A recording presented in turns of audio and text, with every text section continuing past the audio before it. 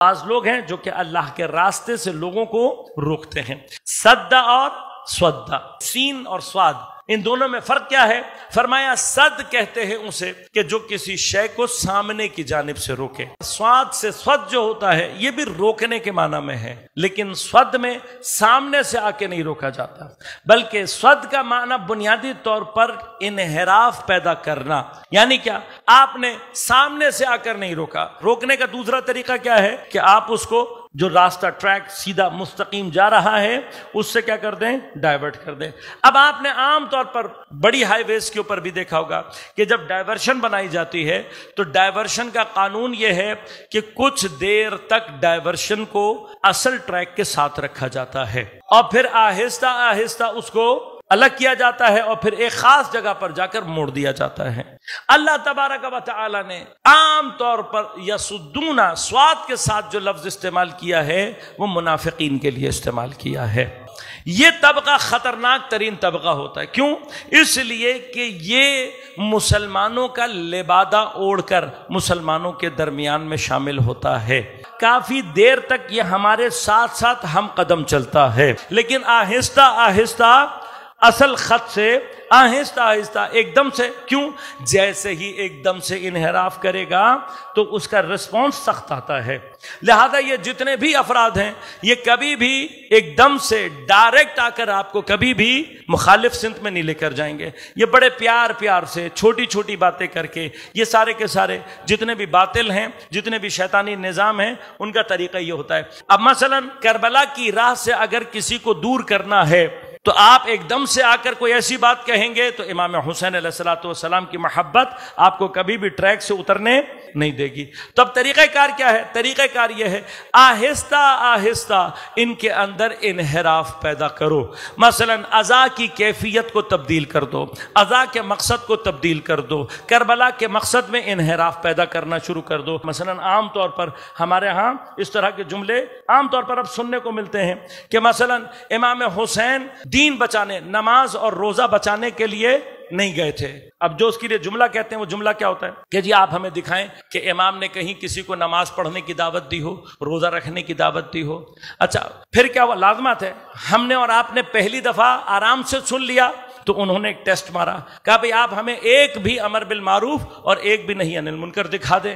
ہم نے رسپانس کیا. جب ہم نے رسپانس کیا تو انہوں نے زبان کو تبدیل کیا، کہا بھئی ہم یہ تھوڑی کہہ رہے ہیں، ہم تو یہ کہہ رہے ہیں نماز روزہ کے لیے نہیں گئے تھے، ہاں جس معروف کے لیے امام گئے تھے وہ معروف ولایت امیر المؤمنین. ہم نے کہا نعرہ حیدری یا علی مدد. بھئی یہ تو واقعی اصل تو بات ہی یہ ہے، آپ کو سمجھ میں نہیں آیا. آپ کو ولایت کے تقدس میں ڈال کر اب آپ نے کیا کیا؟ آپ نے پیچھے کے سارے جتنے بھی معروفات تھے ان کے بارے میں ایکسپٹ کر لیا. یہ ایکسپٹ کر لیا کہ امام دین بچانے نہیں گئے تھے، مثلا روزہ نماز بچانے نہیں گئے تھے. اچھا اس کا معنی کیا ہوا؟ اس کا معنی یہ ہوا کہ آپ کی نظر میں یزید کے لشکر کے لوگ جو نماز پڑھ رہے تھے وہ ٹھیک نماز تھی. معروف ہوئی نا، وہ تو جس سے روکنے کے لیے نہیں گئے وہ معروف ہوئی. یعنی وہ جو روزہ رکھ رہے تھے آپ کی نظر میں وہ روزہ بھی ٹھیک ہو گیا. اس کا مطلب بنیادی طور پر اب جو سمجھ میں آئے گا وہ کیا ہوگا؟ اس کا مطلب یہ ہوا کہ آپ کو خود ہی ولایت کے معنی سمجھ میں نہیں آئے. اب جب ہمیں ولایت کا معنی سمجھ میں نہیں آیا تو پرابلم کیا ہوتا ہے؟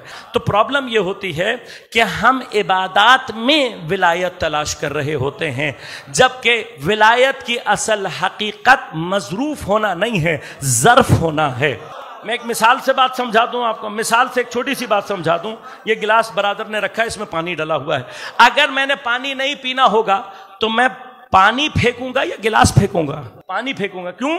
اس لیے کہ مظروف کو پھینکا جاتا ہے، ظرف کو نہیں پھینکا جاتا. بھئی میں نے نہیں پینا پانی تو میں کیا کہوں گا؟ میں کہوں گا مجھے مثلا دودھ لا کر دے دو، مجھے کوئی اور مشروب لا کر دے دو جو میری ڈیمانڈ کا ہوگا. بس ظرف کو ریجیکٹ نہیں کیا جاتا. کیوں؟ ظرف نظر میں ہوتا ہے، مظروف نے مطابقت پیدا کرنی ہوتی ہے.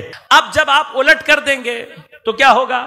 پانی کو رکھنا چاہتے ہیں، گلاس پھینک دیں، کیا ہوگا؟ جیسے ہی گلاس پھینکیں گے پانی خود بخود ساتھ چلا جائے گا. بس آپ نے اگر اس ایکویشن کو الٹا کیا تو گڑبڑ ہو جائے گی.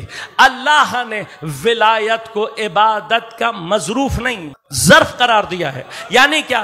ہمیں جو نماز چاہیے وہ ولایت میں چاہیے، نماز میں ولایت نہیں چاہیے، ولایت میں نماز چاہیے، ولایت میں روزہ چاہیے. تمام فروعات ولایت کے اندر ہیں. جب آپ کو یہ بات سمجھ میں آئے گی تب آپ کو امام کی وہ روایت سمجھ میں آئے گی جہاں امام نے اسلام کے 5 بنیادی رکن بیان کیے اور 5واں کہا ہماری ولایت، اور پھر فرمایا سب سے اہم ہماری ولایت ہے. کیوں؟ اس لیے کہ باقی سب مظروف ہیں، ولایت ظرف ہے. اب جب ولایت ظرف بنتی ہے تو اس کا مطلب کیا ہوتا ہے کہ جو ولایت علی کے ساتھ نماز ہے اصل نماز وہ ہے، جو ولایت علی کے ساتھ ہے اصل روزہ وہ ہے. اب آپ نے کہا نا کہ ہمیں آپ دکھاؤ کہ امام نے کب کہا کہ نماز پڑھو، تو بھی سوال کر دیتا ہوں، آپ مجھے وضاحت سے آ کر دکھا دیں کہ امام نے کہیں ایک جگہ لوگوں کو کہا آؤ علی ولی اللہ پڑھو، تو دکھا تو آپ مجھے یہ بھی نہیں سکتے.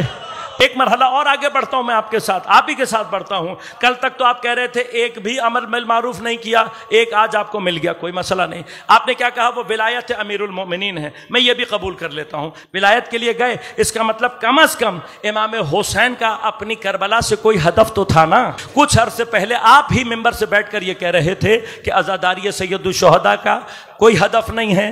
آپ نے کہا کربلا میں امام حسین بس شہید ہونے کے لیے گئے تھے. چلو اب یادداشت بہتر ہو گئی، کوئی مسئلہ نہیں، یاد آ گیا آپ کو کہ ہاں نہیں امام ولایت بچانے گئے تھے. تو بس میں اب آخری سوال آپ سے کروں گا، کون سی ولایت بچانے گئے تھے؟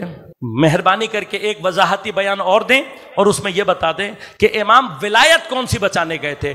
تکوینی ولایت بچانے گئے تھے یا تشریعی ولایت بچانے گئے تھے؟ اب اگر آپ کہتے ہو کہ تکوینی ولایت، تو تکوینی ولایت کا تو مسئلہ ایسا ہے کوئی، کیونکہ تکوینی ولایت میں تو کوئی منکر ہو ہی نہیں سکتا، کوئی چھین ہی نہیں سکتا، وہ تو ولایت خدا کی طرف سے ہوتی ہے. ہمارے مقابلے پہ جو پرابلم ہے وہ کیا ہے؟ ولایت تشریعی. اب مسئلہ کیا ہے؟ جس دن آپ نے ولایت تشریعی کو مانا اس دن آپ کو یہ کہنا پڑے گا اس ولایت تشریعی کا مطلب حکومت ہے. لہٰذا اب آپ وضاحت دیں یا نہ دیں، اس کا معنی کیا؟ اگر امام حسین ولایت تشریعی کو بچانے گئے تھے تو ماننا پڑے گا کہ امام اپنا حکومت کا حق مانگنے گئے تھے، جو ولایت تشریعی امام کے لیے کے علاوہ کسی اور کے لیے اس کی قائل نہیں ہے. لہذا یاد رکھیے گا یہ جو تصور ولایت فقیہ ہے، یہ تصور ولایت فقیہ تسامحاً کہا جاتا ہے. یہ اصل میں تصور ولایت فقہ ہے، یہ تصور ولایت دین ہے.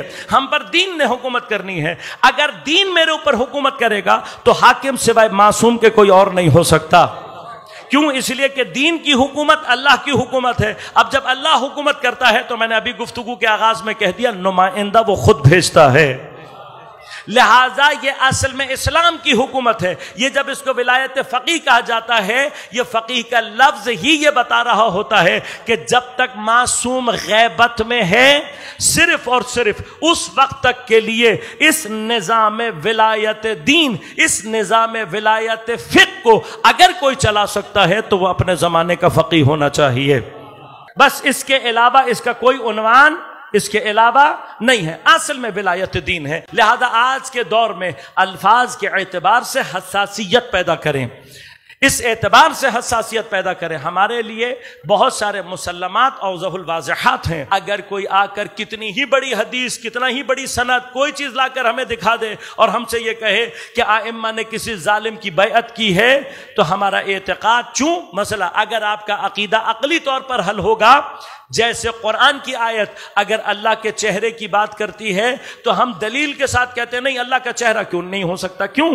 اس لیے کہ عقلی دلیل اس بات پر ہے کہ خدا کا جسم نہیں ہو سکتا، پس جس کا جسم نہیں ہوگا اس کا چہرہ کبھی بھی نہیں ہو سکتا. یہ دلیل یہ بتائے گی کہ اگر قرآن میں لفظ چہرہ آیا ہے تو اس سے مراد خدا کا اپنا چہرہ نہیں ہے، بلکہ کچھ ایسے چہرے ہوں گے کہ جن چہروں کو دیکھ کر انسان خدا پہچاننے لگ جائے.